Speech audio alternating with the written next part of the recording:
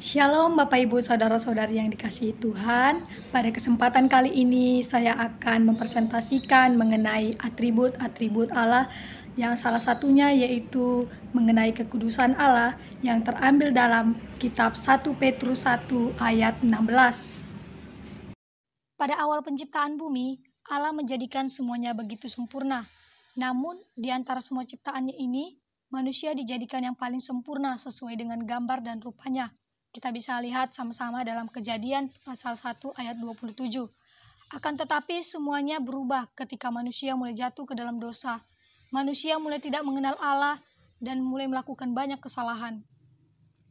Pemahaman mereka tentang Allah di luar kebenaran yang Allah miliki, khususnya juga pemahaman tentang kekudusannya.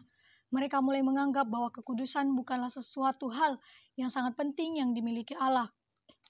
Akan tetapi, anggapan mereka akan hal tersebut salah, karena sebenarnya kekudusan merupakan sifat yang paling utama dari sifat Allah dari semua sifat yang dimilikinya.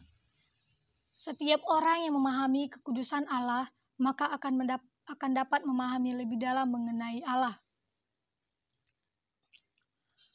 Kata kekudusan tentunya tidak asing lagi kita dengar sekarang ini, khususnya bagi kita orang-orang percaya dan orang-orang Kristen. Kata kudus ini berasal dari bahasa Ibrani Gadosi yang berarti terpisah dari yang lain. Kata terpisah di sini memiliki arti tidak bersatu dengan dosa dan kejahatan. Sedangkan dalam bahasa Yunani, kata kudus berasal dari kata hagios yang berarti kudus, ditahbiskan, bait suci, ruang suci, dan ruang maha suci. Kata kudus, ditahbiskan, bait suci, ruang suci, dan ruang maha suci dan kekuatan untuk mendekat kepada Allah diidentifikasikan dengan kesucian atau kesetiaan dan kekuatan untuk mendekat kepada Allah. Selain itu, kata suci digunakan pada pribadi dan sangat penting dalam hubungan dengan Tuhan. Kita bisa lihat sama-sama dalam Yohanes 17 ayat 11 dan 1 Petrus 1 ayat 15. Kata kekudusan biasanya lebih ditujukan kepada Allah. Dalam Perjanjian Baru, kekudusan yang dimiliki Bait Yerusalem dianggap sebagai kualitas umat Kristen. Kita bisa lihat bersama-sama dalam 1 Korintus 3 ayat 16-17. Kekudusan merupakan salah satu dari sifat utama Allah. Dalam sifat utamanya ini, kekudusan Allah mengandung dua unsur, yaitu agung dalam kekudusannya dan kunci untuk memahami kodratnya. Agung dalam kekudusannya di sini berupa nyanyian Musa dan bangsa Israel yang berhasil keluar dari Mesir dan terbebas dari Firaun dan para prajuritnya. Di sini Musa dan bangsa Israel memuji-muji Allah yang besar karena perbuatannya yang ajaib yang selalu menolong mereka. Kita bisa lihat ini dalam Keluaran 15 ayat 10. Nah, pada saat itu Bapak Ibu, bangsa Israel keluar bersama-sama dengan Musa dari Mesir, akan tetapi Firaun mengikuti mereka. Di situ mereka mulai kebingungan melewati Laut Teberau, akan tetapi Musa memukulkan tongkatnya sehingga terbelahlah Laut Teberau. Nah, disitulah bangsa Israel dan Musa bisa melewati Laut Teberau dengan keajaiban dari Tuhan. Akan tetapi di situ Firaun juga ikut menyeberang bersama-sama dengan para prajuritnya untuk menangkap bangsa Israel. Akan tetapi Tuhan menyuruh Musa untuk memukulkan kembali tongkatnya dan laut itu kembali bersatu. Dan di situ bangsa Mesir dan Firaun dan para prajuritnya habis terbunuh. Nah, karena keajaiban Tuhan ini, Musa mengatakan di dalam Keluaran pasal 15 ayat 11 ini, siapakah seperti engkau di antara para Allah? Ya Tuhan, siapakah seperti engkau mulia karena kekudusanmu? Menakutkan karena perbuatanmu yang masyhur, engkau pembuat keajaiban.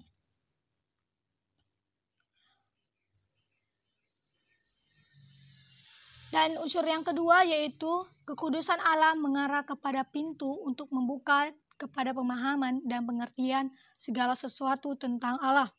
Seperti yang dikatakan di atas bahwa Allah adalah Allah yang kudus, yang jauh dari dosa dan kejahatan. Oleh sebab itu di sini dikatakan bahwa untuk dapat memahami Allah secara mendalam dan memahami kebesaran kuasa-Nya, kita haruslah hidup dalam kekudusan.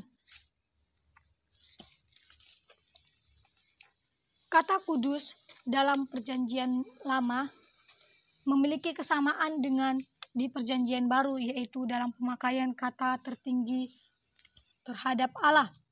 Arti kata tertinggi terhadap Allah di sini menuju kepada keterpisahan Allah dari ciptaannya dan Ia melebihi ciptaannya. Selain itu, istilah ini juga menunjuk kepada hubungan dan ketentuan Allah untuk memelihara kedudukannya sendiri terhadap makhluk besar lainnya, bebas lainnya. Itu adalah ketetapan Allah sendiri, di mana sifatnya dijadikan ukuran mutlak, tetapi bagi dirinya sendiri, mutlak bagi dirinya sendiri. Di dalam Perjanjian Lama, kata kudus atau kekudusan ini merupakan suatu sifat orang atau sesuatu yang sepenuhnya sesuai dengan tujuan dan maksud kebesarannya yang utuh. Dan kata ini biasanya oleh sebab itu kata ini biasanya ditujukan oleh Allah karena Ia berbeda dari manusia dan segala ciptaannya.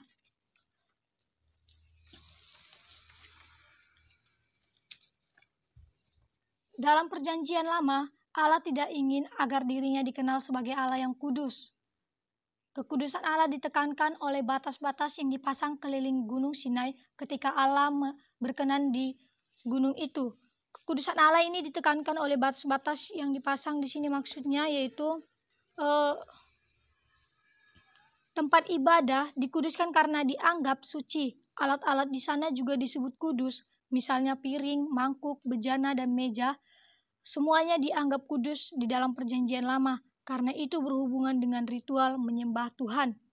Selain benda, imam juga disebut kudus karena ia mengambil bagian dalam bidang ketuhanan.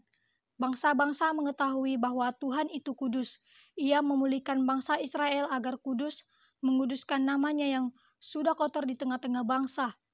Harun dan anak-anaknya diminta dalam proses pengudusan, yang mana mereka membawa pakaian kudus, memberi perminyakan yang kudus, dan menobatkan dan memakan persembahan.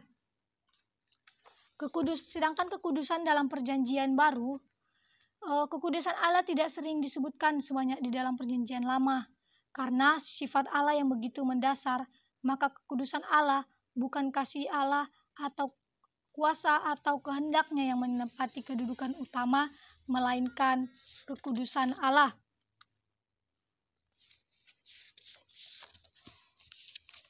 Dalam pengertian yang sama ini, bahasa Yunani diartikan dengan memisahkan dan menjadikan semuanya milik Allah. Istilah ini juga menyatakan bahwa Allah satu-satunya yang kudus, namanya harus dikuduskan dalam arti Allah, yaitu harus diakui sebagai Allah semua manusia. Kita bisa lihat dalam Yesaya 6 ayat 3 dan Matius 6 ayat 9. Selain itu, kata hagios juga menunjukkan sikap kesetiaan manusia terhadap Allah atau keselarasan dunia ciptaan dengan hukum ilahi. Kita akan masuk dalam kekudusan Allah menurut 1 Petrus 1 ayat 16 sampai 14. Di dalam kekudusan Allah, kitab 1 Petrus 1 ayat 14 sampai 16 ini berbicara tentang bagaimana orang-orang percaya dituntut untuk dapat mencerminkan sifat Allah dalam gaya hidup mereka. Paulus menekankan dalam surat 1 Petrus ini beberapa gaya hidup orang-orang percaya untuk mencerminkan sifat Allah, yaitu pertama, menyenangkan hati Allah. Di dalam kekudusannya, Allah menginginkan setiap orang percaya memiliki tujuan terhadap kekudusannya, seperti yang Paulus katakan di dalam surat 2 Timotius 2 ayat 19. Oleh karena supaya setiap orang yang percaya menjadi kudus dan menerima keselamatan yang daripada Allah. Gaya hidup yang kedua yaitu mengejar kekudusannya. Setiap orang cenderung merasa bahwa kesalahan yang mereka lakukan merupakan kesalahan yang kecil karena orang lain juga melakukannya. Akan tetapi, di sini Allah menginginkan setiap orang untuk menyadari kesalahannya dan segera bertobat agar mereka menerima keselamatan. Dengan demikian Allah akan membersihkan setiap orang dari dosanya. Dan gaya hidup yang terakhir yaitu membasuh diri. Semua orang, khususnya orang percaya, merupakan orang yang kotor karena dosa. Oleh sebab itu Allah hadir untuk membersihkan segala dosa manusia agar manusia dapat dipakai oleh Tuhan menjadi saksi dan mengabarkan kabar baik kepada semua orang. Di sini setiap orang yang memberi dirinya untuk dibersihkan harus mampu menunjukkan imannya kepada karya Allah yang telah mati di kayu salib untuk menebus dosa semua orang dan datang kepadanya meminta agar dosa mereka dibasuhnya. Nah, jadi kesimpulannya di sini yaitu kekudusan Allah merupakan salah satu alasan semua orang harus hidup kudus. Oleh karena itu, di sini sangat penting untuk semua orang belajar tentang kekudusan Allah agar semuanya dapat memisahkan diri dari hal-hal najis dan menjadi kudus seperti Allah. Hal ini juga dengan jelas ditekankan di dalam Alkitab.